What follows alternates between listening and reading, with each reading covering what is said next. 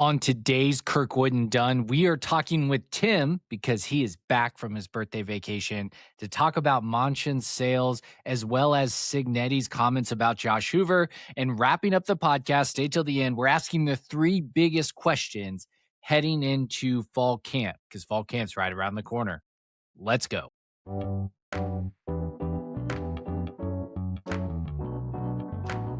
Powered by Riverside.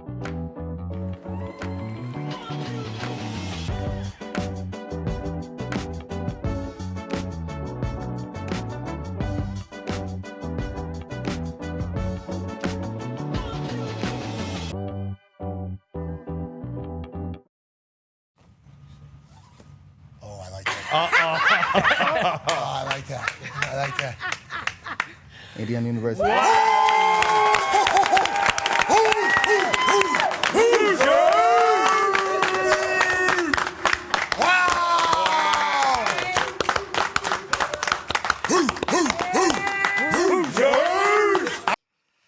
Tim, you go to Chicago and Indiana lands a 5-star recruit. You missed outside the national championship. This has to be a top moment, one of the top moments for Indiana. Off the field. Yeah. Obviously we had big wins. We won the Big Ten championship. Those probably rank higher. But it's fair to say that last Friday afternoon was a top 15 moment in Indiana football history. Easy top 15 moment. Arguably, it could. I think you can make a case for it being 5. That it's championship game, national championship game. In a way, sort of semifinal against Oregon because you got to make the national championship game. So okay, that's there. Then probably Big Ten championship game. Then the Rose Bowl. This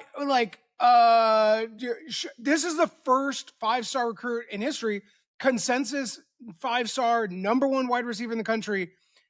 Tell me a moment before December 10th, 2025 that was bigger in Indiana football history than Monshun sales committing to Indiana. I don't know that there really is.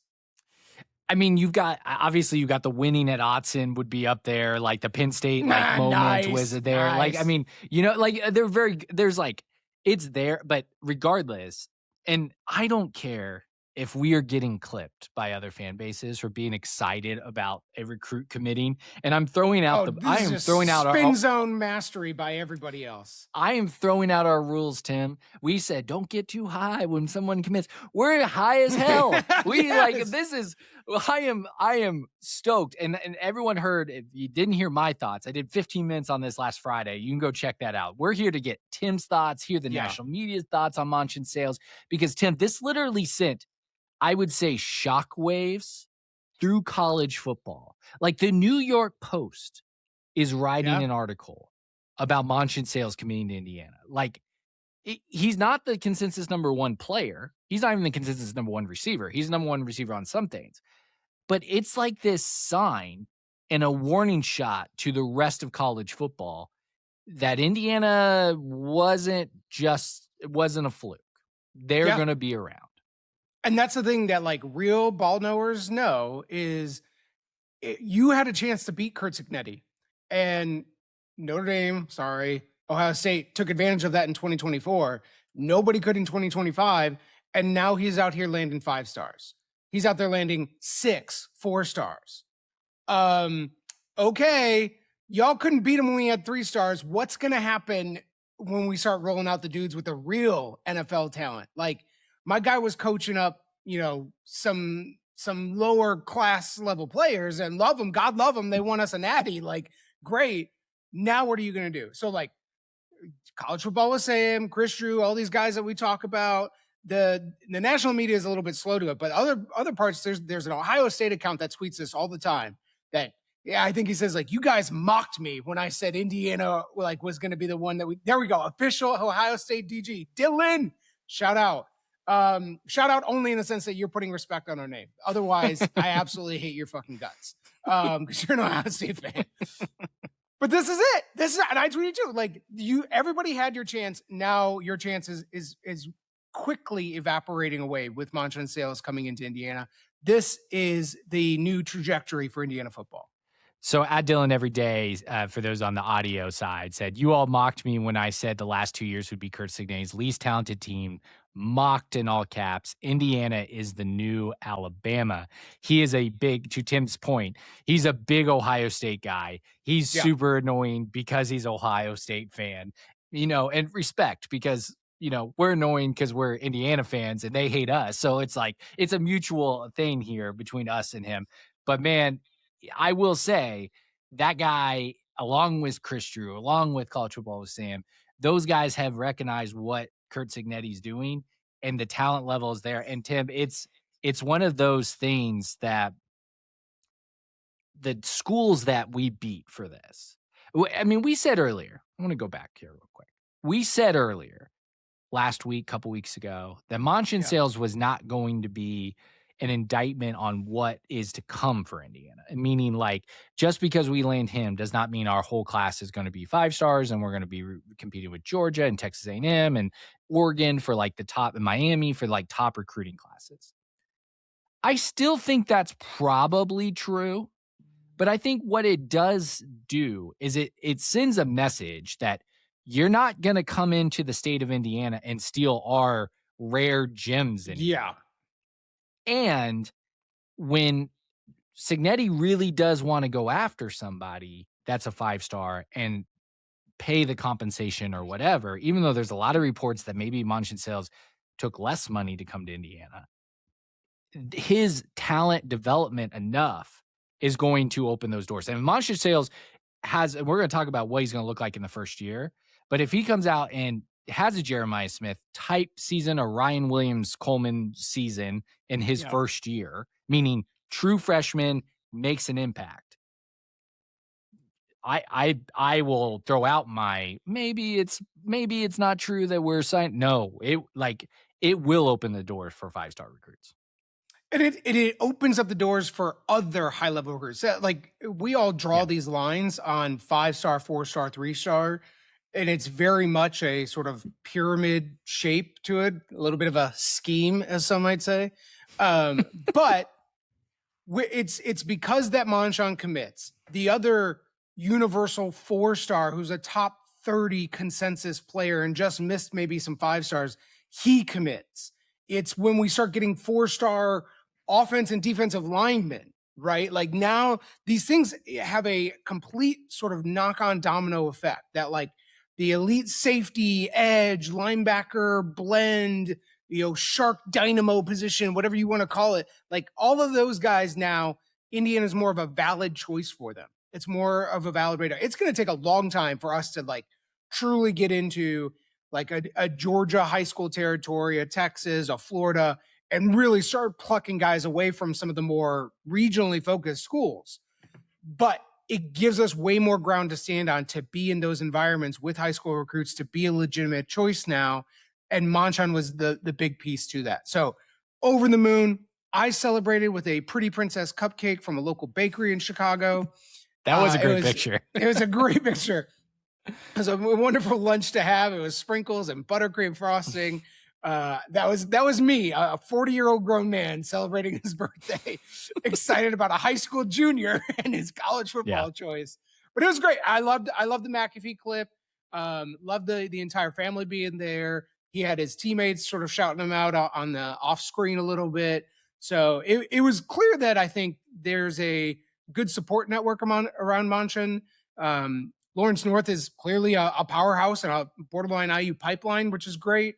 So I was really, really, I mean, on top of just getting Monshun, it certainly seems like we're getting the character kind of guy that Kurt Cignetti talks about. And so not only are we getting that, we're getting the talent with it too.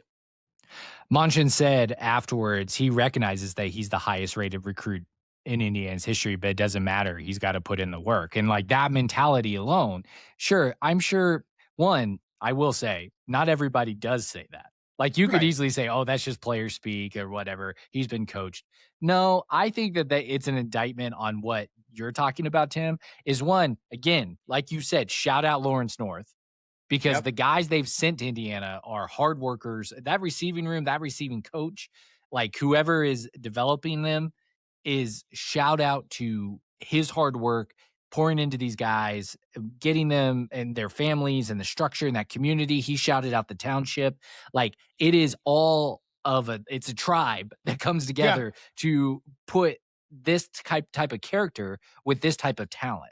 And Monshun is showing and saying the right things. And I truly believe, like, it's going to take a special kid at a 5-star level to come to Indiana and play for Cignetti and humble yourself to be good. Like, because Cignetti does so well with the 3 and 4 stars. And because of that, or 0 stars, is because he gets guys that are hungry and want to buy. So, like, a 5-star kid that's naturally talented, can you get that same hunger? Like, Pat McAfee was talking to him. He's a safety. Like, he's focused on winning the national or the state championship for Lawrence North because he's a safety. He's a dog. Like, it's good for Indiana that he's got that mentality and he's saying the right things. And I think, we talked about, I was watching some video earlier today, sort of getting back into the grind, getting ready for football season. And it was a defensive line video. And we've already sort of talked about defensive line a lot, but we will remember that Kevontae Huggin was mysteriously like off the roster for like a hot 2 weeks. And we kind of freaked out. You freaked out more than I did. I was like, maybe it's just the web developer who sucks at their job. Who knows? But I have no doubt that things like that are also is what helps Curt Cignetti not only bring in Monshun sales, but make sure that Monshun is bringing the right work ethic and personality. He's going, cool, like, yeah, I would love to have you. Great, you're a great athlete, everything, whatever else. But you try to cross me once, you're gone. Like, go ask Kevontae right now. Go ahead down the locker room. Go ahead down the gym. Go ask him what happened. We don't know. We still don't know whatever happened with Kevontae. I don't know that I even want to know, but we know he was off the roster for a hot minute and then he was back on.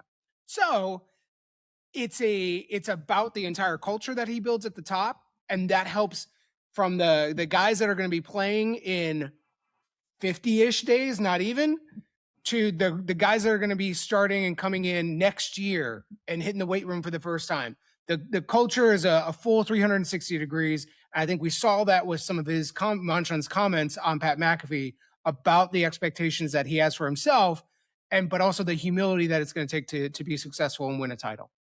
There are coaches cut from a cloth, and like, obviously there's some of the greats like Bill Belichick, Nick Saban. I'll even put Kirby Smart in there. Like, these guys that are very confident in themselves and hold things to a standard. Now, Georgia can't eradicate speeding and tickets and moving violations, but like, they're all just kind of confident and have that hard ass mentality. That Kevontae Huggin was top 5 all-time recruit for Indiana, rated recruit, and he was ready to go, sorry, dude, you can't meet our standard is the standard. You're not going to meet it. You're gone. You're right. You're exactly right. You hit that right on the head. Let's watch some clips from national media and get Tim's reaction. Some of these clips I also haven't seen. Just want to see what people are saying about the Monshun sales recruitment here. This is the message heard round the nation. Curt Cignetti is no longer just building through the transfer portal, and frankly hasn't been since he got to Indiana, according to some Hoosier fans. But this one will ring out because Indiana was able to not just retain in-state talent, but the best player at his position in the class, a top 15 recruit, a consensus 5-star, and some serious ability at 6'5", 210, against what have been wide receiver factories in the 2010s and 2020s. LSU, need I look any further than 2019? Jamar Chase, Terrace Marshall, Brian Thomas. I love these guys that use AI to do their transcript and then don't edit anything over it. Like, and by the way, at Kirkwood Dunn, we do use AI to do our transcript. I try my best to catch it, but there's been times where I've had to pull things down because I'm like, well, they're spelling Curt Cignetti K-U-R-T, so I gotta fix that. Malik Neighbors, again, that's just since 2019. Alabama, Jerry Jeudy, Devontae Smith, Jalen Waddle, Jamison Williams. Again, that's just Ryan Williams. Okay, we get the point here. Like, his whole thing is like, and it's a really, it's not an astute observation because it's a pretty obvious observation because we said it first, is like, it's not only, we said it first, like we were groundbreaking here. It's not only blue blood programs that Indiana got here going up against. It's blue blood programs that have put players into the NFL at that position that have won Heisman trophies. Alabama had a Heisman Trophy winner at receiver. Yeah. It's everything. It is the NFL production. It is the championship prestige. It is the being surrounded by other elite talent and knowing that you don't necessarily have to carry the burden to some degree. Like every aspect of putting up these programs of Indiana versus LSU, Ohio State, Alabama, Texas, to some degree, is to say you should be going to one of those other schools and not Indiana. But Curt Cignetti wins out anyway.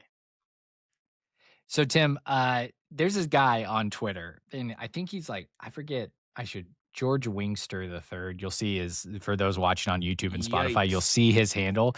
He is a guy that have you used the reaction feature yet? No. What is that? So on Twitter, you can when you see a tweet, you can hit react. And all it does is it takes your face and puts it over the tweet.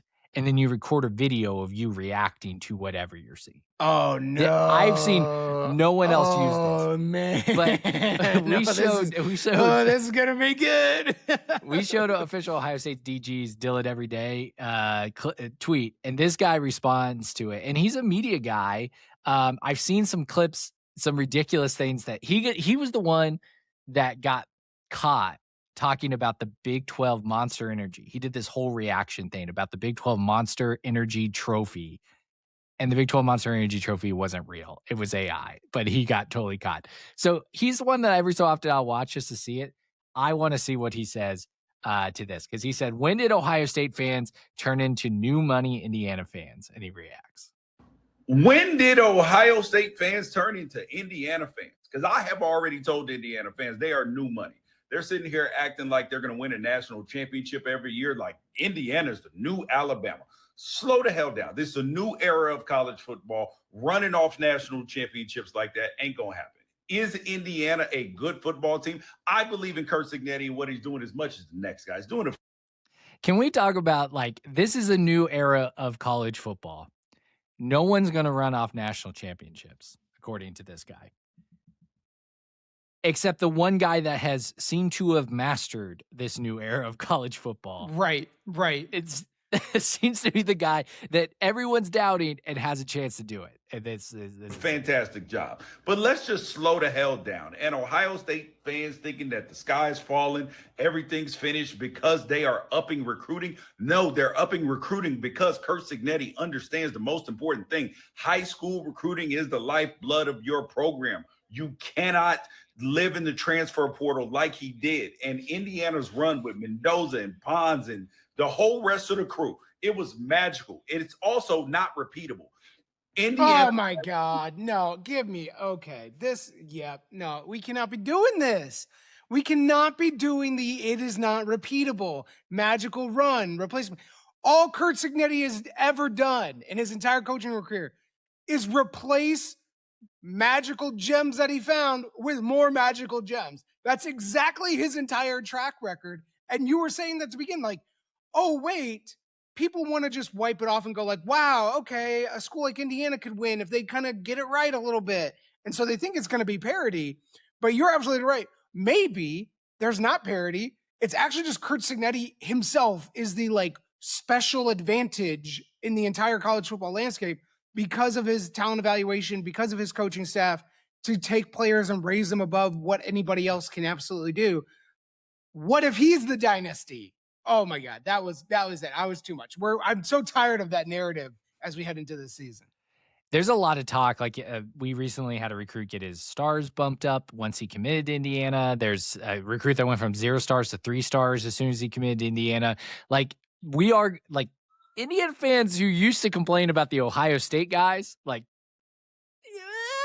going to get that benefit of the doubt too. A kid commits to Indiana, all of a sudden their star rating is going to go up. And I think it's a worthy commentary of this staff's ability to identify talent, that national guys, recruiting services who looked like dumbasses for saying that Indiana had the 78th talented roster last season, according to the composites.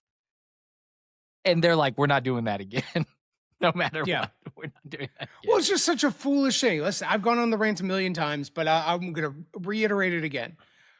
Using recruiting rankings was the best tool that we had to predict talent for decades. It was not still great, but it was the best tool that we had. And all Curt Cignetti has proven is that you can just be wildly wrong in that.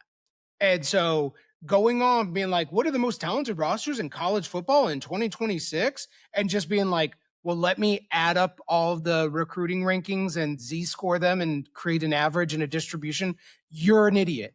You're an idiot. You're cooking oil and water together. It's going to be a problem. Like, it's the worst reflex to have in college football. You need to be recognizing the differences that are at play here, especially when you're evaluating Indiana and the players that are playing under Curt Cignetti.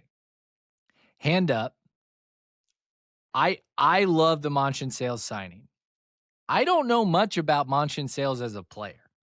Like, I've seen a lot of clips of him. I know he's 6'5". I know he's got a lot of physical attributes, but there's not I haven't watched a full game with Monshun Sales in it or anything like that. So I slid into this. I was like, you know what? We probably should get a scouting take on Monshun Sales for our fans, but really it's for our host, because I have not really dove into the scouting thing. So here's Andrew Ivins, 24/7, speaking of recruiting service, what he had to say. An absolute freak show, right? I mean, there's a reason why we have him wide receiver 1, but this is a kid that is pushing 6'5", and he could be a jump ball winner on the outside, and especially down in the red zone, his ability to box out defenders and, score touchdowns. I think this is a guy that can do it wherever he decided to go in the country. Look at his track and field profile. This guy is a freak, and I know you don't think of the state of Indiana as this hotbed for wide receivers, but the Hoosiers had a wide receiver selected in the first round this past year, and he also went to Lawrence North, and Omar Cooper, that's the same school as Monshun Sales. So he's one of the top talents in the entire class. Reminds me a lot of Cam Coleman, who everyone's excited about this upcoming year at Texas. I think this is a guy you're going to see on Saturdays, and then we're going to see on Sundays is what he's going to say. But I actually liked it. Like, from a body type and what I've seen with clips, I like the Cam Coleman comp. I sure hope that he has more of a motor than Cam Coleman. Yeah, that would be ideal. But that's the thing. Like, listen, who knows what he's going to be when he steps on campus, and he will be stepping on campus in January of 2027, almost certainly as a early action type of incoming freshman. But when I did do a little bit of huddle video watching of Monshun Sales, and listen, I played Indiana high school football. I get the competition level is not all that great, but you can see the speed. Like, you can coach speed to a little bit of an extent, but really not. And you can see him just fly by kids. When he's jumping, he's getting the ball at the high point. Like, the physical tools are all there. Now it's just a matter of honing it together in a prominent college football offense. And I believe very well that he can do it. The thing to me is, he looks a little slight, a little slender. Probably needs to put on a little bit more muscle and be ready, because if he's playing a true top end Ohio State level cornerback as a freshman, it's probably going to get jammed up at the line a lot. So how do we combat that early on as he's developing his skills? Lots of things to talk about with Monshun, but the base level talent is tons of stuff that you just cannot teach, and you can only get in so many people. And that's why he's consensus 5-star #1 wide receiver in the country. I fully expect him to be an early enrollee if and when he does sign his paperwork in December to come to Indiana, and so that he can get into the college weight program right away. Like, I do think he even said in the Pat McAfee show, he's like, I'm just excited to spend my next 3 or 4 years. He's like, okay, I want to make this impact to get going. There's a fan base that needs. This is where we should insert an ad for BetterHelp.com for therapy, for ultimate coping. Alabama, Tim, one of their burner account stuff. Like, obviously there's stuff we saw during the playoff and all that stuff, but they're out here tweeting about rankings don't matter. Alabama Tim. Alabama is out there. Alabama fans, rankings don't matter. They share a 3-star profile and a 5-star profile. 14 games, 2,100 yards, 20 touchdowns. Number one wide receiver in the nation, 10 games, 37 receptions, 794, 9 touchdowns. I actually, to be honest, I don't know enough about Alabama's profile to know who they are talking about here, but it's just ironic that this is where we are at with Alabama. And then our boy Adam, he a lot of these Indiana accounts have been so great. Shout out it's like Bison Archives. He like goes through and finds everything people have said about Indiana, like all the cold takes, the wrong takes, and he's been retweeting them. He's worthy of a follow here. But Adam, who packed the rock, sharing some Instagram accounts that he gets. Laugh out loud. This is absolutely hilarious. This is an Alabama fan talking about Indiana. Kid really just chose to be a W Hoosier, caught in Midtown, basketball town USA. What an appropriate last name. I guess sales, selling out. Never taken joy in seeing people fail or not reach their potential, but I will thoroughly enjoy watching it with you as you become some nobody up in the Midwest North. This guy is still angry about the Civil War. Again, the school system in Alabama needs some work. Good thing that this is nobody will get you to be mid with what little rinky-dink 1 to 2 game exposure major networks give little Indiana football. You were never cut out to wear the crimson you grew up dreaming about. Remove it all from your room and take the picks down with anything Bama on it. And Adam quote tweeted that with these are grown-ass adults. Like, he didn't say ass, but grown adults. Yeah. Like, saying this stuff. Like, Tim, there's a meltdown. It's amazing. It's amazing that they were going, like rankings don't matter because let's see, it's July 19th today that we are recording. I believe it was like maybe, January 1 where they were all like, yeah, but we got all the 5 stars. Like we're going to stroll into Pasadena and you're going to find out what real athletes are like. And we just blasted them. And listen, like, I'm not guaranteeing Indiana national championship because we have Monshun Sales. I'm guaranteed we can win a national championship because we have Kurt Cignetti, and he's going to make Monshun Sales really good. The sort of like immediate flip-flopping into that is hilarious by these folks that would have, had he said Alabama, would have been like, we're back, roll Tide. But I promise you this, when Alabama fires Kalen DeBoer on like December 15th, they will be going and being like, he couldn't recruit, couldn't get the talent, couldn't get it done. We got to get somebody else in. That's exactly what this is going to be. They're the wildest fan base to interact with on the internet. When someone asked online if Alabama football is the new Indiana basketball, I started laughing. Because it's just like, because we know. Oh, man, that's brutal. Because we know our fans, when a 5-star recruit in basketball goes somewhere else.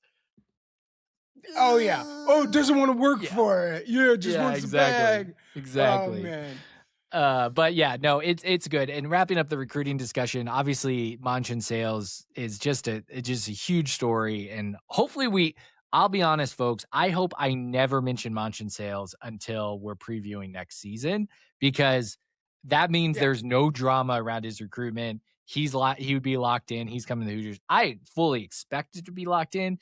Jamie Jordan, he's been on the pod a few times, IU reactionary. He mentioned that he believes that this is the last recruit for this class. Like, Indiana doesn't actually have a lot of open scholarships for players.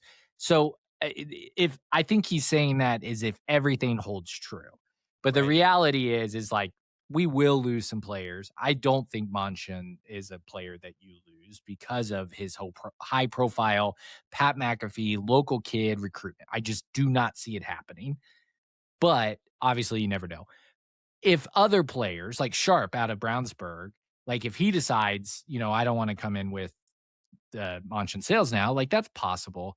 But there's also like some running backs and and obviously Jalen Brewster. Like, if those guys, that number one player in the country decides, you know what, I don't want to go to Texas Tech, I don't want to go to LSU, I do want to come to Indiana, they will find a scholarship for him. Yeah, boy. You better believe it. That's it. And I saw a report this weekend that, we were doubting the viability of Monshun sales going to Texas because they already had a commit from basically the one other receiver that people considered perhaps the number one receiver in the country in Easton Royal. And then there was a report that, he might be taking a visit to LSU. Yeah. So if Easton Royal flips from Texas to LSU, now Texas is going to go, we need to go get a wide receiver. Who might they go to?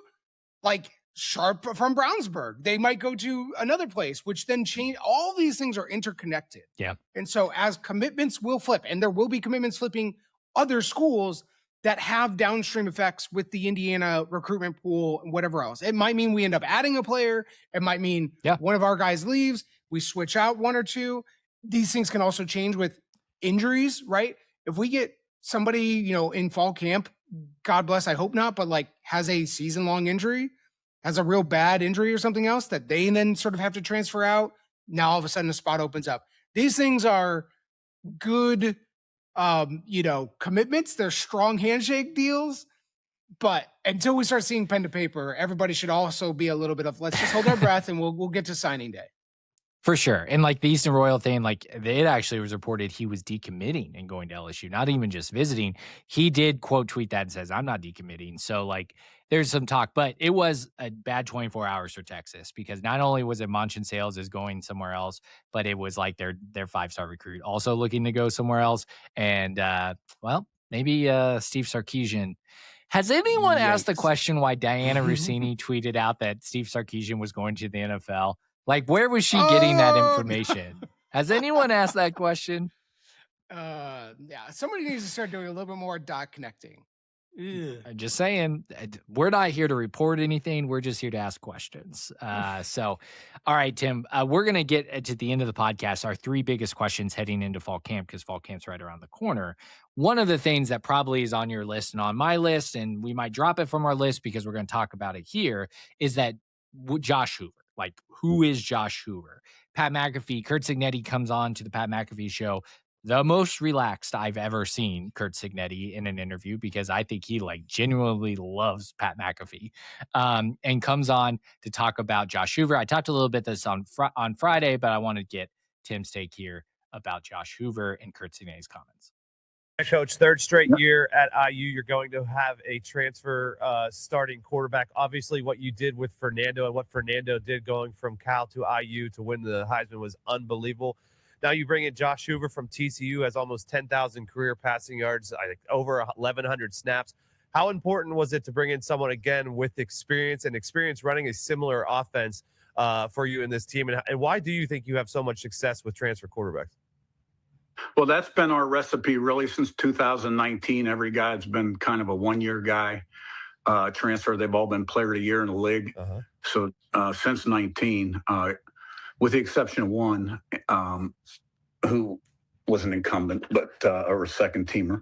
But anyway, Tim, you have been pounding on the desk about that every time this comes up and every time there's any doubt around Curt Cignetti's quarterback things. And it's something that obviously Curt Cignetti's highlighting himself. Yeah, this is the recipe. He's proven it time again. Everybody that is quick to be like, well, will they get great quarterback play after they hit the lottery in Fernando? Yeah, they're going to get great. That's all he's ever done for 7 straight years. Like, I don't know if Josh Hoover's going to win the Heisman, but is Josh Hoover going to play really well next year? Absolutely. I'm not saying that will always be the formula, but I'm not ready to if we find the right young guy one day that we think can help us win a national championship as a sophomore, let's do it. Because then you got him 3 more years, right? No. I pointed this out on Friday, but I love that he doesn't go all the way to true freshman. Right. There is no true freshman starting in the Curt Cignetti era. Sophomores only. Yeah, well, I mean, Notre Dame, Marcus Freeman, maybe if you would have thought about that last year, you wouldn't have lost to start the year at Miami because you had to start a true freshman. This does make me excited, potentially. I'm going to just throw this bomb out there. I feel like next year might be Tyler Cherry's year. It's something I've been percolating on, that like maybe this is the last run. Tyler Cherry's been around now. He seemingly is back healthy. I'm thinking this could be next year would be no transfer quarterback, but we'll see. We got lots to get to. Wrong. He's probably off to the NFL then. But Josh Hoover has won a lot of football games, thrown a lot of yards, a lot of touchdowns. Was asked to do a lot of things down there. We run the ball, even with Fernando 60-40, and play great defense, great special teams. So what we'll ask him to do, a little different than what he was asked to do before. And I'm anxious to see the kind of improvement he's made in fall camp. He can spin it. I watched him against UNC down there week 1 when we thought North Carolina Tar Heels were potentially going to this national championship.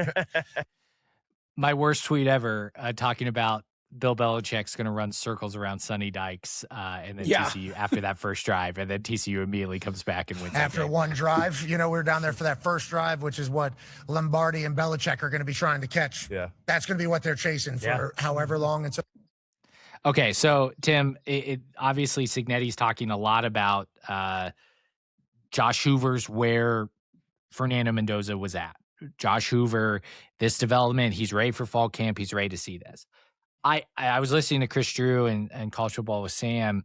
They did a collab show that I listened to, and we're actually, if we have time, we're going to get to something that they said. But when Chris was talking about Josh Hoover, he pointed out, and something you and I have said multiple times, Josh Hoover is a different type of quarterback than Fernando Mendoza. He is a true gunslinger. He's got a better, probably live arm than Fernando Mendoza, and is willing to not check down. I'm not saying that Fernando Mendoza would do that a lot. Like, he was not a check down quarterback, but he was definitely a more cerebral quarterback, where Josh Hoover has shown to this point that, there's a window. I'm going to try to get in there no matter what I think is the cost here. And a guy like Charlie Becker, I think, will benefit from a guy like Josh Hoover being able to sling it over the top a few times to Becker deep. Well, and I think Charlie Becker and Nick Marsh having the proven physical ability to win contested catches is what is important here, because Josh Hoover is willing to throw the ball to a contested area.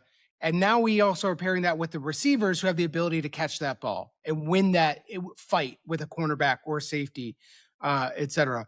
It will be different. I think this offense does look different. I think especially the red zone looks different.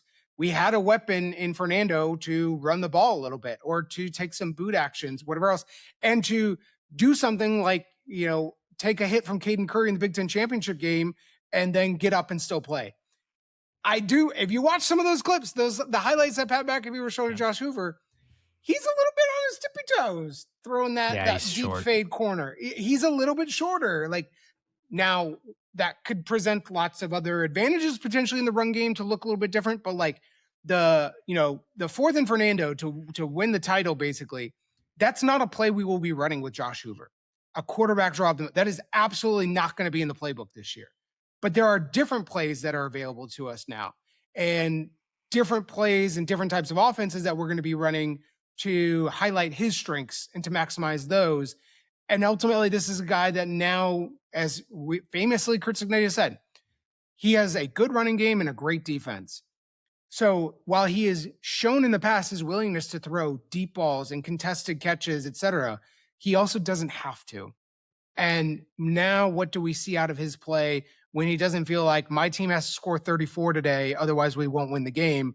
He needs to get to 24 and they win. 20 sometimes, depending on the team. 17 if we're talking about Purdue. Like, this is, I need to just get 3. Like, it can go real easy there.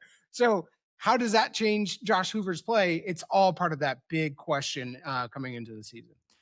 So when we think about the first 6 games before we get to the Ohio State game, we're talking about Nebraska, we're talking about Rutgers, we're talking about our 3 non-conference games. So it might be 5 games. I don't have the schedule up in front of me. Maybe Ohio State's our 6th one. But regardless, it's Northwestern, Rutgers, Nebraska, and then 3 on non-conference. So it's 6. So what do you need to see in Josh Hoover leading up to that? You and I were together during week 1 last year watching the Old Dominion game for Indiana. And even now, going back and watching that, Fernando Mendoza did not look like a Heisman quarterback in that game. Fernando Mendoza looked like he was struggling. And then there's the famous clip of Curt Cignetti calling Fernando Mendoza over during the Indiana State game and reaming his ass out during that game. Obviously, it was the Illinois game that kind of unlocked everything, and we got to see it. When you think about Josh Hoover's progression, who's now going to have to play before he gets to like a really talented team, which is Ohio State. He does have to go on the road against Nebraska and on the road in Piscataway, New Jersey, in the magical city. What do you want to see from Josh Hoover? What if you look back, if you have to predict, okay, those 6 games, this is going to give me confidence going into Ohio State. What do you need to see? I need to see mistake-free football. Really. There is no reason between nothing but home games, North Texas, Howard, Western Kentucky, Northwestern, and then at Rutgers. Those 5 games in particular need to be mistake-free. I don't want to see an interception. I don't want to see a fumble. I want to see, the simple things, the cadence. Like, are we jumping off sides because the communication isn't right or whatever else? I need to see things buttoned up and clean. I need to then see it at Nebraska, October 10th, the week before we play Ohio State. I'm not a believer in Nebraska being, very good, but I think they'll be more competent than what they were. And it is on the road. Nebraska is more talented than any of the first 5 opponents that we'll be playing. And I need to see it look pretty good there. If we get to Ohio State and Josh Hoover has effectively no interceptions, maybe there's a random tip ball or something that, goes the wrong way, but has effectively played mistake-free football, then I'll feel really good about Ohio State.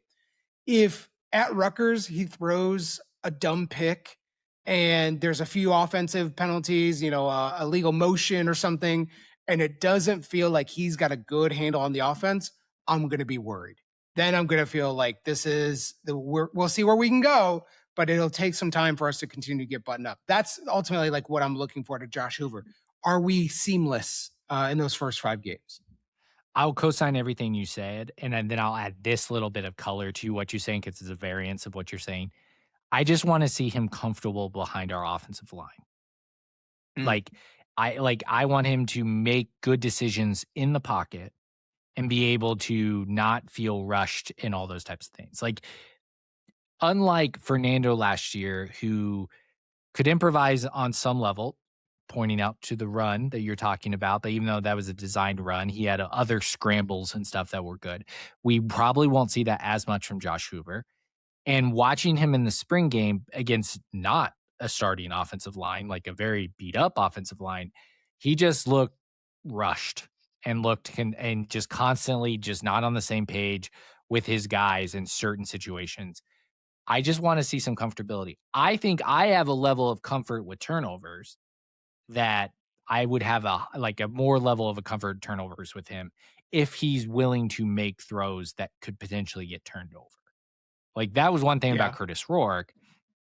Love Curtis Rourke, but he didn't have the arm talent that Fernando did, and obviously Josh Hoover does. And he always took care of the ball for the most part. It just, then he also never risked it. And there was never that big play off of his arm on a lot of occasions, like we saw with Fernando. And thinking about like the Indiana schedule this year, to me, there's like 3-4 tiers of games. There's the Ohio State game, preeminent, like important game there, of course, to potentially play for the Big Ten title again, go into the college football playoff, etc. To win that game, I need him to play mistake-free, because a turnover against Ohio State is going to be such a huge swing that, like, giving Ohio State another possession away from us, particularly depending on where it happened, like, that's really, I don't know that we could come back from a turnover game against Ohio State. At Michigan, home for USC, at Washington, good opponents, talented teams, whatever else. But then I'm with you on the, like, I think we can overcome a bad pick or a pick 6 or something like that. I don't think we can do that against Ohio State. So that's true. My comments, I think, are actually about, like, how do we get to play a game against Ohio State that we win? And what do I need Josh Hoover to do that game on October 17th? But I would like to lean into what you're saying, where, like, at Michigan, home USC, Minnesota, whatever, losers, at Washington, those are solid teams. And that's where I want him to dial it up, and then could be more risk-taking, et cetera, to then be ready for the playoffs, where he might need to be more risk-taking against Ohio State or a Miami or Notre Dame or a Texas, Georgia, whatever. But I want him to have built up the sort of backbone of strong play, mistake-free play that gets you to the point where you can make that high leverage throw and not be playing from behind. EA Sports College Football is out this week, or like last week, and obviously there's a lot of controversy around it. Pat McAfee, one of his guys, I'm not playing on my clip here, I don't know which one it was, but asked Kurt Cignetti about being a face of the game, and I have a follow-up to Tim that I have to ask. And I was actually shocked by this, Coach, seeing as how we kind of know you a little bit. You did the voiceover for the NCAA football, the new football game, like the college football game. And, seeing as you're kind of a no-nonsense, no bullshit kind of guy, I thought it was maybe a joke. But then, you listened to it, and I thought you did an excellent job. What you were saying in it, though, was kind of talking about how in this day and age of college football, like every kid you bring in is looking for something different. How aware were you when you were doing that? After watching this clip and watching it live, I went back and watched the trailer because it was that good. Like I still watch that trailer. Still gives me chills. I'm going to watch it after the show. Yeah, seriously. A chance me doing the voiceover to this video game could have like a massive impact or implication on whether or not some recruits or transfer kids want to come to Indiana because you're kind of a forward-facing person on that game. Yeah. Well, I mean, that's the reason we agreed to it. We thought it would be really good for the program, our brand, and recruiting, because a lot of the guys play that game. So it was fun. It turned out well. And so I'm glad we did it. It was good. Hey, you nailed it. Actually, you nailed it. Voiceovers aren't easy because you're in a studio. I assume you're in a studio on a microphone or maybe down in IU, and you don't see what's running behind it. And you're not talking to a team, which you would normally be talking to. So it's literally like you're penning a journal or something like that. So bringing the juice and the delivery, not easy at all. And I want to let you know, get crushed. You nailed it. You were the only thing really a part of that game that everybody was like, good. So a couple of things. One, the Standard released a new episode. Amari Farrell is what's featured. They showed Amari and his teammates, the Indiana players, playing the college football game. That's got to be so weird for them, like playing themselves. Like there should be a rule like no one can play Indiana, or it's like Indiana versus Indiana. Like they were like grabbing, like I think Kobe Martin scored, and like someone grabbed Kobe Martin. It was like, oh, like like in the video game. Kurt Cignetti doing this, and Tim, you hit on it about like every kid in the country is going to have Kurt Cignetti's voice. He is in the games. EA Sports is in the game. He gives that little wink or whatever. It's a startup. I get Dante Moore a lot when I start up my game because I think it knows I know you, and it's trying to like Tim's never going to buy this game, so it's got to like I got to show Dante Moore. Yeah. But I have a question. Deion Sanders, Bill Belichick are not in the game. Deion Sanders addressed it at Big 12 Media Days, talking about why he's not in the game. And he basically said, well, they're not, if I'm not in the game, they're not paying me enough money, which is the most obvious Deion Sanders answer. Yeah. Bill Belichick, he's an old curmudgeon. I'm surprised he's not in the game because of his 24-year-old girlfriend didn't put him in the game, but he's not in the game. Mario Cristobal is not in the game. Isn't that he wasn't in last year's game? He's not in this year's game. Like that's so weird to me. Like why would you not? If you are the other a college two, coach? I could come up with an easy reason that makes some sense. Yes. But Cristobal, known as like really legitimately one of the best recruiters in college football.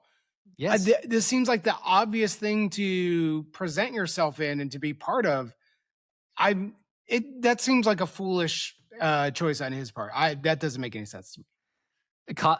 I don't understand it. His player or his coach is named Lou Hernandez. And in the last year's game in 26, Lou Hernandez is the best coach in that game. Like he wins like 4 or 5 national championships. Like you'll laugh at me, but when I do my simulating thing that you hate that I do, I will copy Lou Hernandez because the game like breaks for Lou Hernandez in 26. I'm playing 27 every game.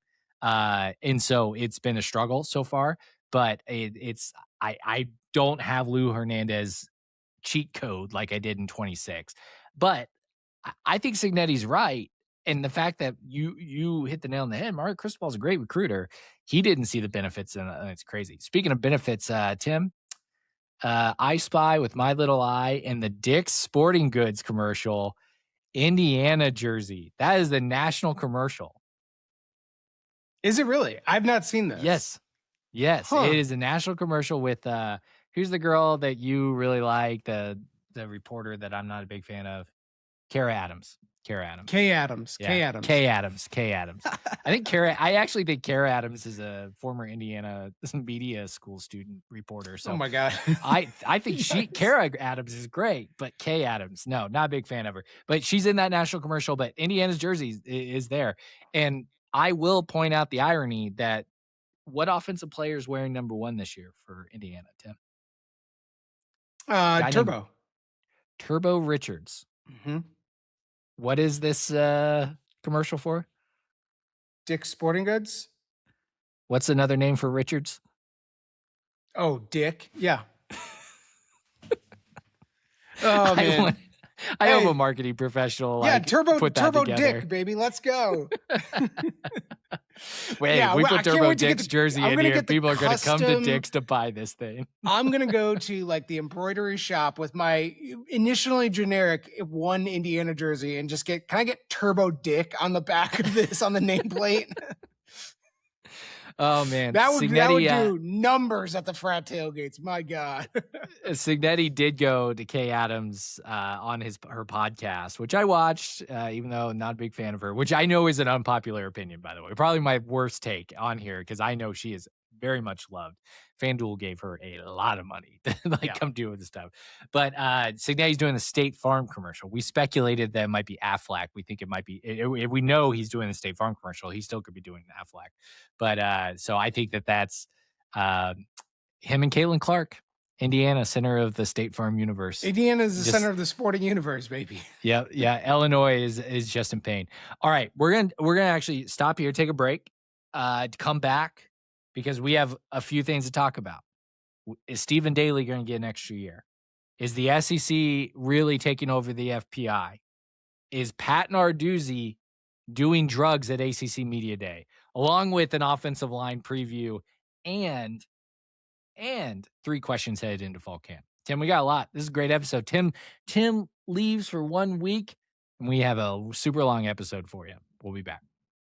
Quick break here to just say, if you are enjoying the podcast, please click like or subscribe or follow on Spotify or follow along on Apple Podcasts, wherever you get your podcast. It goes a long ways. And a lot of you have done that recently, and it's been really fun because we're heading into the football season with a lot of content coming your way. So you'll want to make sure you're subscribed. Let's get back to it. Tim, what we thought maybe was a pipe dream about a certain defensive lineman who had a tragic injury in the Big Ten championship celebration in Stephen Daly, Pete Nakos is reporting that former offensive lineman Cole Hudson is filing an age-based eligibility lawsuit against the NCAA regarding the 5-and-5 rule.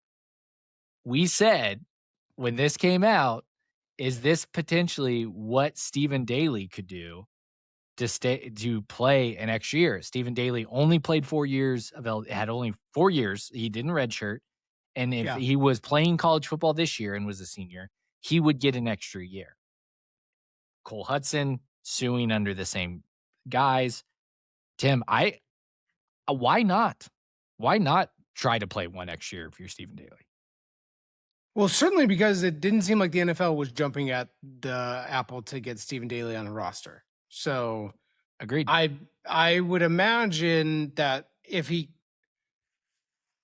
finds the right lawyer and perhaps most importantly finds the right district judge, I'm not familiar with Lewis Moore. Yeah. Hey, well, can I get your lawyer's card? Yeah.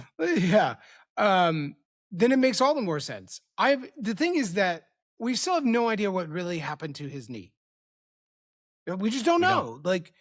So I have no idea where he's at physically, whether it's to play NFL or college football. We've already brought in a number of transfers already. I think if you're assuming he's quasi-healthy, then I would still probably take him over many of the other guys. But, those other guys ain't going to be doing backflips in the locker room to bring in Stephen Daly at the last second when they were, expecting playing time, et cetera.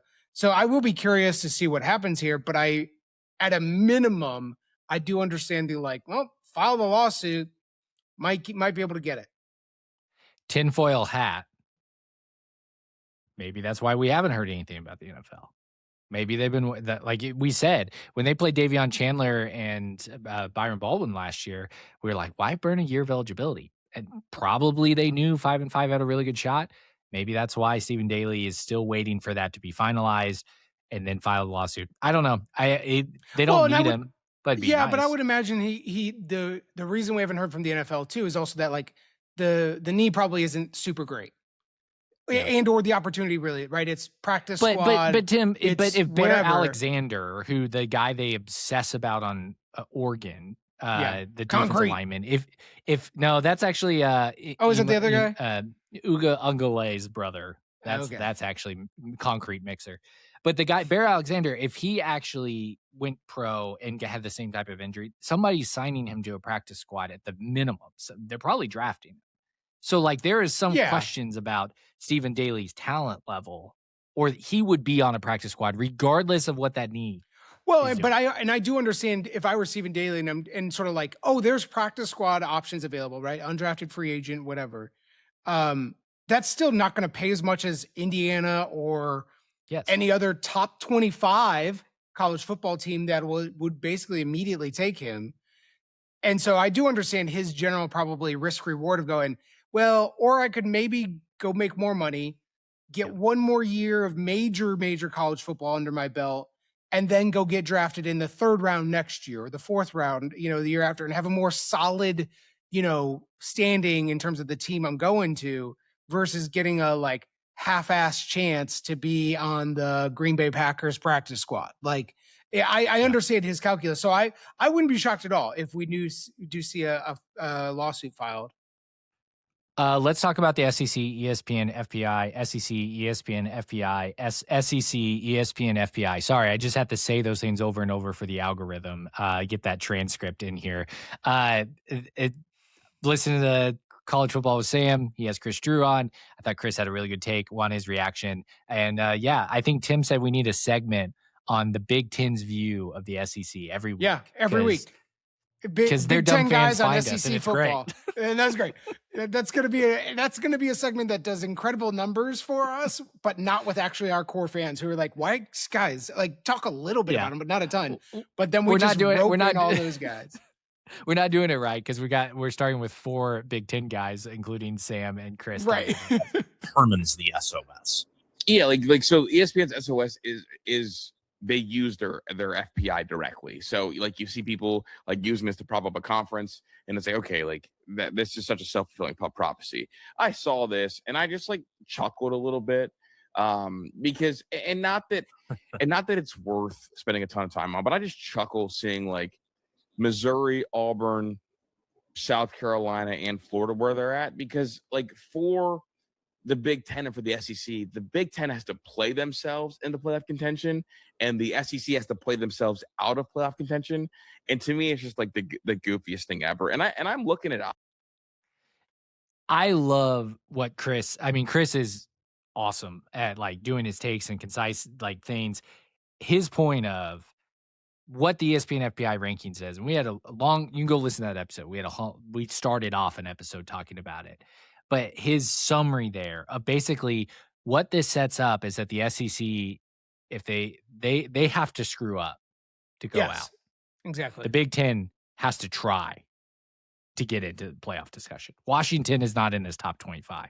Washington would have to have an Indiana-like season last year to get a shot at getting in. And that, I don't know if that's fair because Washington's better than Missouri, Auburn, South Carolina. Immediately better. That's the thing. If I just tell you Washington goes 9-3 this year, if they were 9-3 but they started at 17, they could be in the playoff. But 9-3 and they're starting at 27 or 30, basically, it's going to be harder to get in. This is all about bias and setting a reference point, and the preseason stuff matters for that reason. Yeah, and that's where you made the point in last episode that we talked about this in depth, is that this is actually a valid data point that the committee looks at. And so if you're setting this up, go listen to Sam, Chris. They dive into it. They dive into how they think the FBI works because it's all like a mystery, like it's a black box. We don't know for sure, but we know that they use recruiting services and they use their own, which is gross because ESPN's recruiting services is ass. So like it's all setting that up and is not good. All right.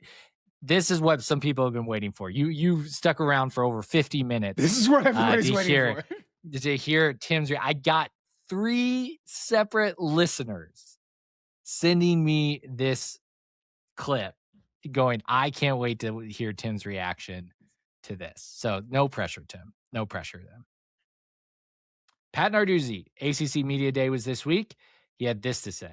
Coming from Michigan State, spent 8 seasons there as a defensive coordinator, coming to Pitt in 2015.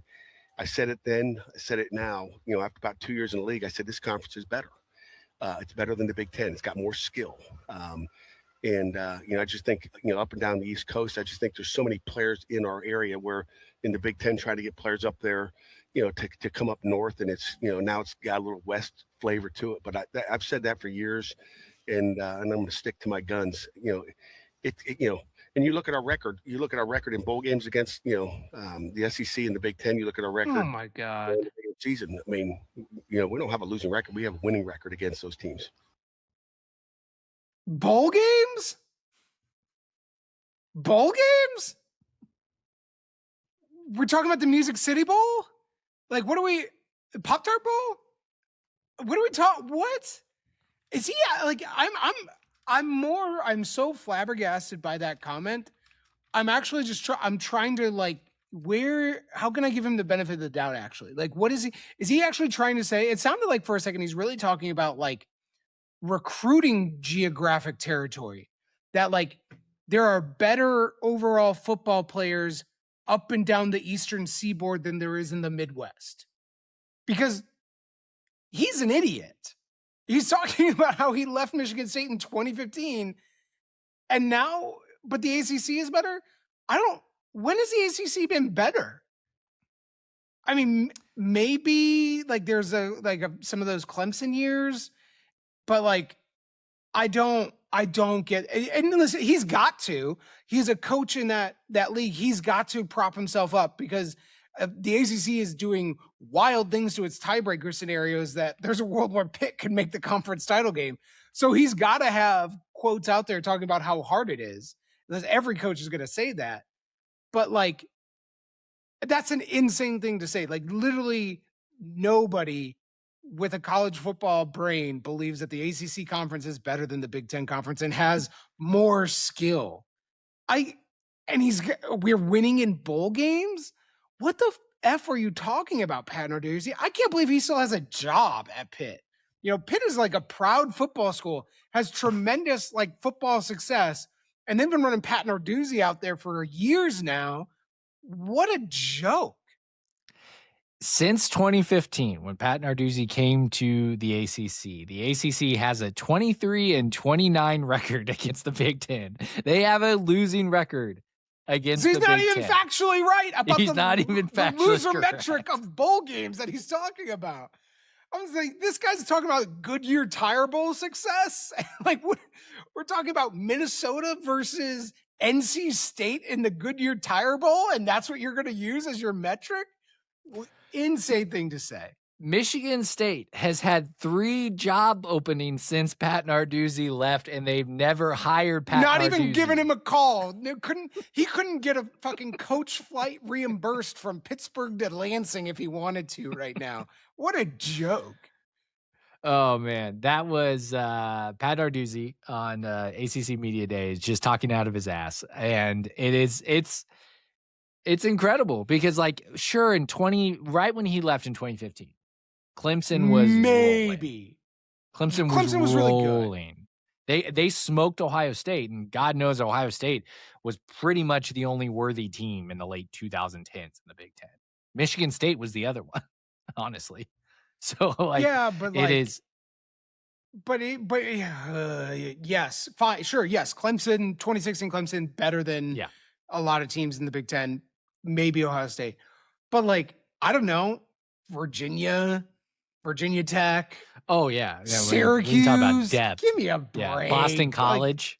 Like, Right. Yeah. Boston College is legitimately the worst Power 4 team in the entire country. Yes. Give me a fucking break, Pat Narduzzi. That was. I hope he's coaching Sam Houston State next year. Get out of here.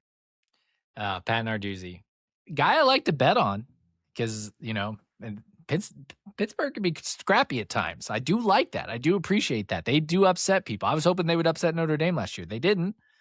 But imagine an alternate world where Pittsburgh was like, maybe we should get rid of Pat Narduzzi. Maybe we hire this Curt Cignetti guy out of JMU, and he could have had a P4 job going home to Pittsburgh. Jeez. Thank God that didn't happen. All right, so Tim, let's talk about our offensive line this year going into this season. Right now, slotted. Bite Size Bison has his up. I know Tim sometimes pulls up IU Reactionary as well, or maybe I do. We're going to talk about IU Reactionary's depth chart here in a second.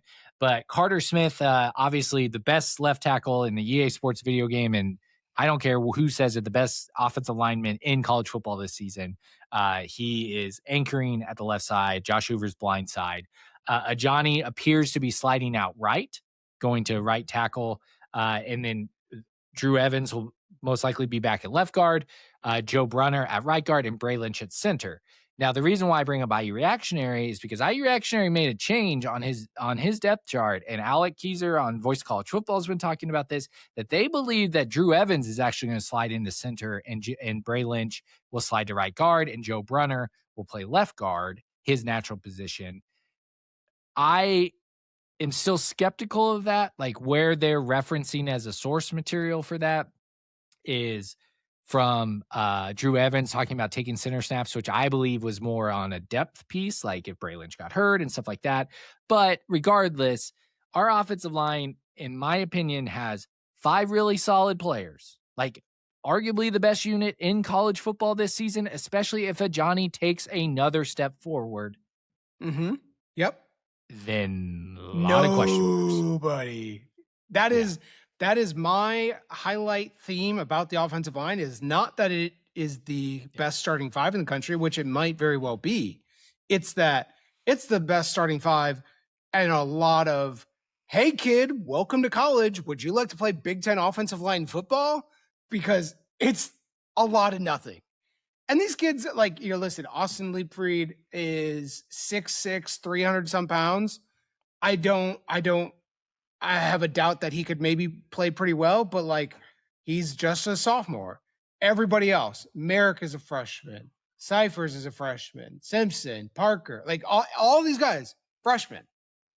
So some of them are redshirt freshmen. So like Parker, Merrick, and Wilkin have been on campus. And Wilkin is the starting left, or he was taking starting left tackle snaps in the spring with Carter Smith on the deck. So you got to imagine Wilkin is your first swing tackle, kind of like Zen Mikulski last year. Right, but the difference was Zen Mikulski also had like 4 years of being at Ohio State under his belt.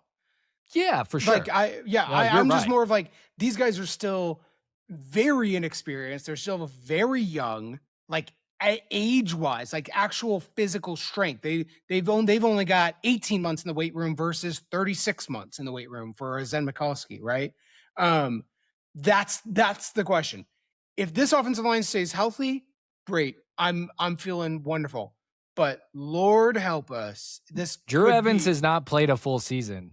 Yeah, this could be real tough. And listen, I'm crossing my fingers. I'm hopeful. These are all 3-star guys that could get developed. And Bob Bostad is pretty well recognized as a really top end offensive line coach. So these guys could be absolutely on track to play well. But I would love to have had a junior transfer come in, to sort of round this out and make me feel a little bit better about it. That is the question here. It's not the 5. The 5 will be great. It's what happens if it's not those 5. And we've talked about this in a few positions. Honestly, folks, I don't think there's a program in the country that has a 6, 7, or 8 offensive lineman. Not in this day and age. Because if you're offensive lineman 6 or 7, you're going to go somewhere. You're going to go play. So I think the hope is, Tim, like silver lining, in my opinion, the biggest hope is a Johnny level, honestly, come out of nowhere. Like he was the 5th best offensive lineman of that team last year. Yeah, absolutely. You got to hope that there is that development from LaFreed, Wilkin, Parker, or Merrick, who is at the same age. Those 5, LaFreed's actually a year older, but like those 5 are at the same length of time in Indiana's program as a Johnny was when he made that step. So you've got to hope that one of those guys can do an Johnny level step, right? Yeah, and listen, I would believe in Cignetti, I believe in Mike Shanahan, I believe in Bob Bostad to say this is the right roster construction. This is how we should pay them. We believe that these young guys, if we need to, we can survive. But I think, you were right to point out that the sort of commentary about, well, is it Drew Evans? Is it Bray Lynch? Is it clearly Joe Brenner's not going to play center? Center is an underrated, important position on the offensive line. It is ideally the one that we have calling out protections for the rest of the offensive line and really ideally the quarterback, and is the swing or stunt recognition sort of point against the pass rush. And so a center who is smart and knows what he's doing and is able to read defensive line alignments and calls is really critical to your success. We see it all the time at the pro stage too. It is still very true at the college level. And so who is playing center? Like, I would not expect any of these younger guys that are on our bench right now to come in and play center, that they would move any of the 3, including Joe Brunner, to center before they would move in a new guy. So that to me is the signal there. I kind of care less about who is playing center. I think it's because all those guys have lots of starts under their belt. It's more about what is the best field that we have and where are we sort of maximizing people's talents. But this whole thing, the whole plan, can get blown up right away with some injuries. Not to do a 2027 preview, but God, I hope there's more than just a Johnny level jump from one guy. We need like a lot. 2 or 3 guys showing this, because we have 5 offensive line, which is why it's a joke that Indiana is not mentioned as a national championship contender out of everyone's mouth. Because what we know about in college football is that offensive line snap counts and returning production is so valuable to a team. It's what benefited IU last year, because they were pretty young 2 years ago when they went up to Notre Dame and they lost that. They lost Kadick and they lost a right tackle, right? And now then they brought in a couple of guys that had a lot of snaps. They played together. This group has played together more than even last year's unit did. And they seem to have a lot of senior leaders, 5-star or 5-year players, redshirt level players. But Carter Smith, Drew Evans, Joe Brunner, and Bray Lynch are all out of eligibility next year. Yeah. See ya. Thanks, guys. Yeah. So well, we should have named the cafeteria. 2 or 3 guys, and then we're gonna be paying in the transfer portal hard or some players. So which is why again. Yeah. This is the other domino of what I've said earlier. Yeah. Why do I think we might just stick with Tyler Cherry at quarterback? We don't go spend our money on a quarterback in a portal. We go spend it on the offensive line. That could be how this thing gets reallocated next Maybe year. my Moneyball Alberto Mendoza thing was a year early. I made that case for Alberto Mendoza. It's like, nope, they knew they could afford this offensive line. It's next year's offensive line. Yeah. They have to save up money for. But you're right. I think ultimately, I just want to make a few comments here that Merrick, Parker have been around, and yes, seeing the growth that we saw from Johnny from kind of out of nowhere to feeling a borderline where you and I were like, thanks for all the love, Khalil. Glad you came back, but I might really rather have a Johnny in there. Why don't you go to the lesser program that is the Kansas City Chiefs? And exactly. Shows me and gives me faith that this entire staff knows that these guys can, if we need them to play, it can be okay. We can get by with it. But I personally, TB Hoosiers, do not want to find out, unfortunately. Sorry, guys. See you in 27. Future us problem. Offensive line, who's starting, maybe the center, the guard, is a question mark, but it's not the biggest question mark. So, Tim, let's talk about the 3 big questions going into fall camp. As fall camp's right around the corner, I want to hear what you are wondering about. I have 3. You have 3. We can go through these pretty quickly. Give me one and then I'll go. Give me one of your big questions going into the fall. So my first one, I'll go with this. I will be really curious about reports of number one wide receiver. I think a lot of people think it'll be Nick Marsh for many reasons. I think there's probably another half of the fan base and other people that might expect it to be Charlie Becker for also very good reasons.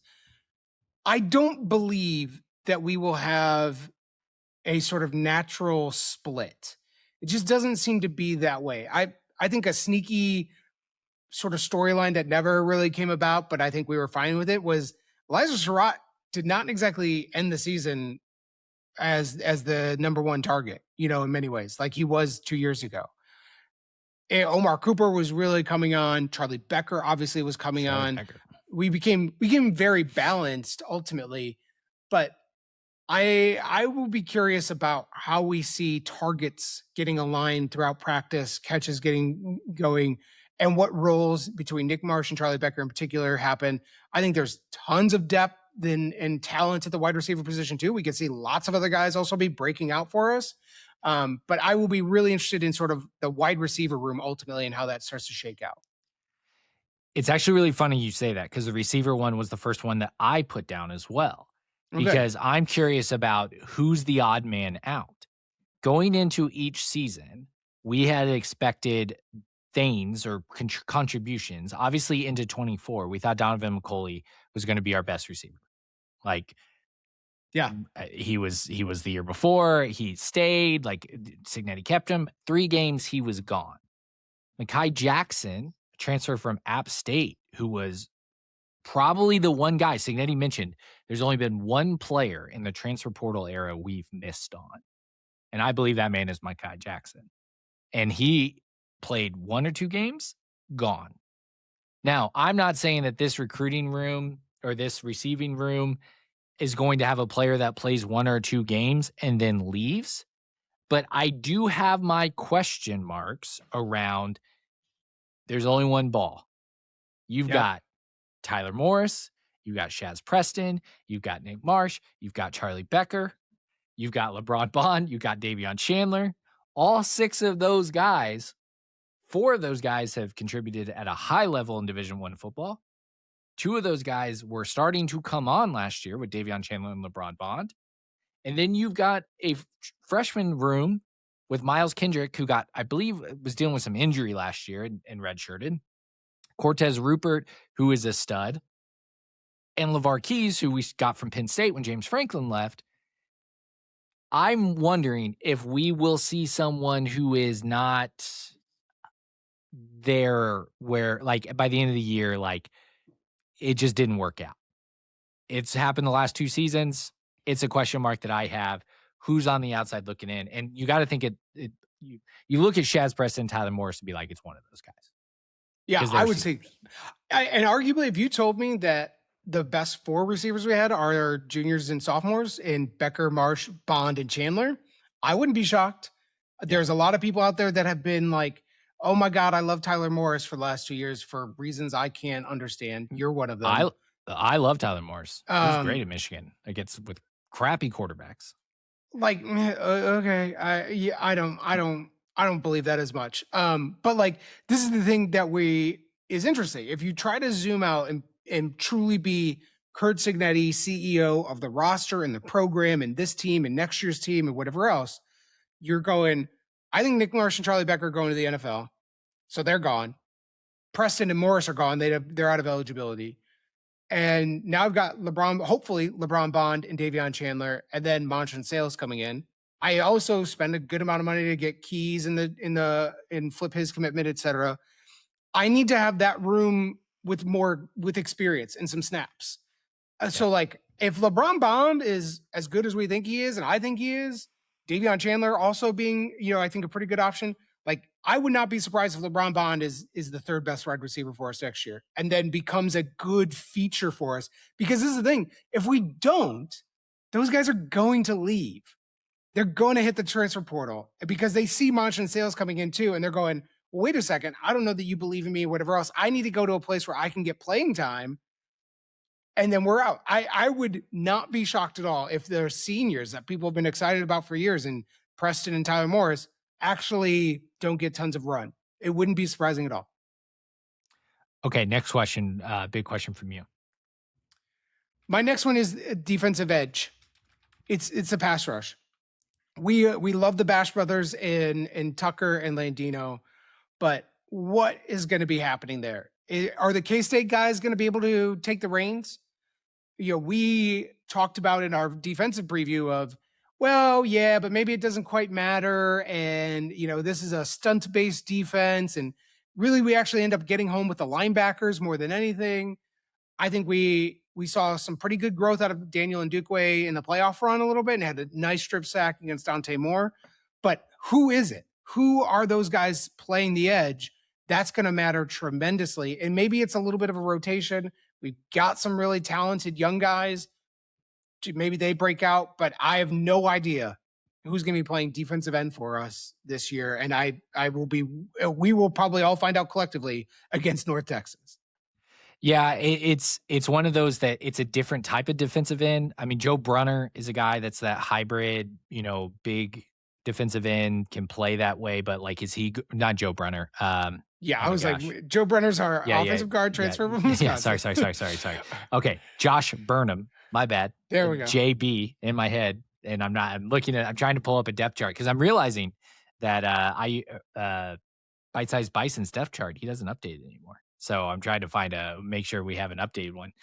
But with that being said, he's also part of that group. So I think the edge player is a good question mark, just because I don't think you're not asking because you don't think it's going to be good. You're just asking who's I don't know who. I just don't know who. Yeah. And I wouldn't be shocked if it also changes throughout the year. That if you told me it was Daniel Ndukwe and Chidi Obiazor, through the non-con, and then at Rutgers we start to rotate in some more guys, and then Ohio State all of a sudden it's Tyrone Burris getting run out there. Okay, I would not be surprised about what we do at defensive end, because it just seems like it's a lot of trying to find a hot hand, perhaps. Yes. Okay, my next question is, this guy has undying love from fans for some reason, because they watched him play 3 non-conference games against not very good teams. What is Lee Beebe Jr. going to look like? And who is that third feature back?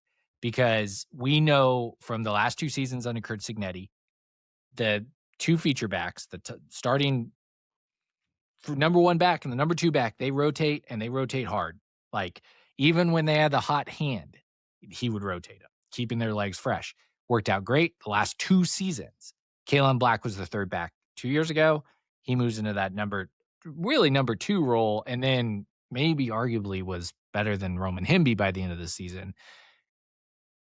Kobe Martin was that third. This year, Turbo, Kobe Martin, Lee Beebe Jr. Lee Beebe, we hope. Yeah. I'm curious if he's going to live up to the hype that fans, even now, we will probably, if people have listened this long, we will get a comment about Lee Beebe Jr. and how we're underselling him. And I'm like, I don't know what you guys saw in that 3 games. People are like, he was the best running back on the field. I'm like, we were blowing teams out in the Kansas State and Indiana State game. He got a lot of run. Of course he looked like the best running back on the field. Yeah, so, but that's the nice thing is about the running back room then. We're hoping on Lee Beebe as the third.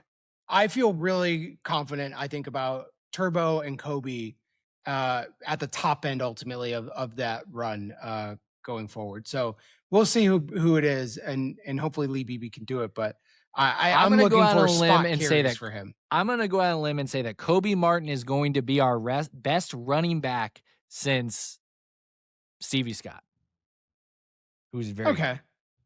Good. Yeah, Stevie Scott. I thought you were going to say Jordan Howard. That would be.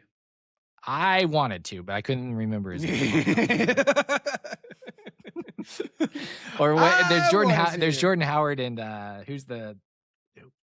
I mean, this is terrible podcasting. This is before my Indiana fandom. Not very. It's Kevin Wilson. He played multiple years in the league. Yep.